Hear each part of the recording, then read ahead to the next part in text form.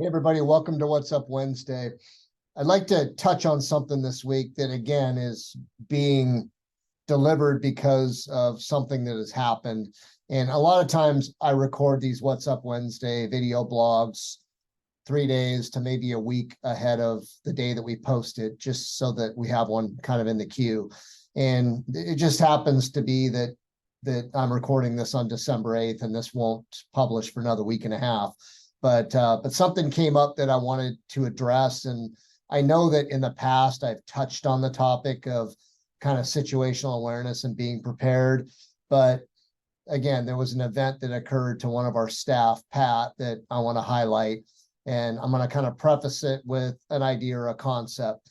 Now, I've spent much of my life from when I was a child and with both my boys who are 16 and almost 20 now, I've spent a lot of time in scouting.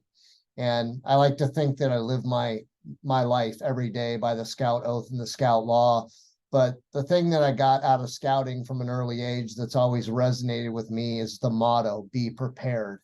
And to me, be prepared means a lot of things. If I go over a mountain pass in the wintertime, I have an emergency kit. That might include blankets, water, chains, whatever's required, just in case something goes wrong. If I'm on a hike, you can guarantee that I have more gear in my backpack than anybody else. And when it comes to very controversial topics like violence in the workplace, acts of terrorism, I like to think that I'm very prepared in the event that something like that were to happen. And again, everybody has a different opinion on that particular topic, and nobody's opinion is right or wrong. They're just their opinion. But ultimately, I think that being prepared is much more important than being unprepared.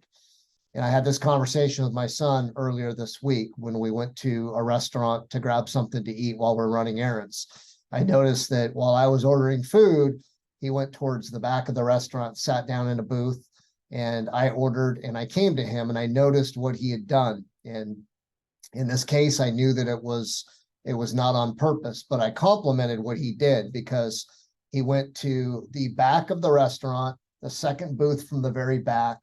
He sat facing incoming traffic to the front lobby of the restaurant, and behind him was an exit, which was literally 5 feet away.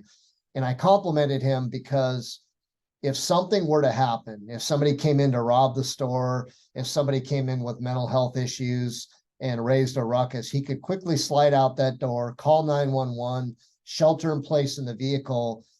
And he really put himself in a position where he maximized his potential to not get hurt if something went wrong. And I really use that opportunity to educate him on situational awareness, because I think it's so important and critical that we teach this to people. Some it's kind of an innate quality within them, especially if they've been in the military. With others, it's something they have to think about and practice and be conscious of all the time. I know that I'm a little hypersensitive around situational awareness and being prepared and positioning myself if something bad were to happen. And I encourage everybody to think about that and talk about this topic. Now, the other thing that happened yesterday, which is really the reason I'm talking about this subject, is that one of our employees, Pat, ran an errand at his lunch break, and he called and said, "You're not going to believe this." He was on the freeway heading back to his house, and he moved over to the left lane, the passing lane on the freeway, to go around a tractor trailer semi-truck. And as he did so, he said, as he came around the rear of the box trailer, ahead of him, up around the bend, he could see a white SUV coming at him in his lane.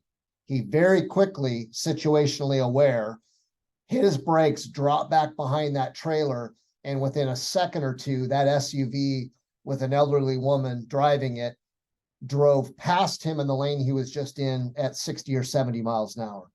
Had he not reacted and responded the way he did, he wouldn't probably be here today.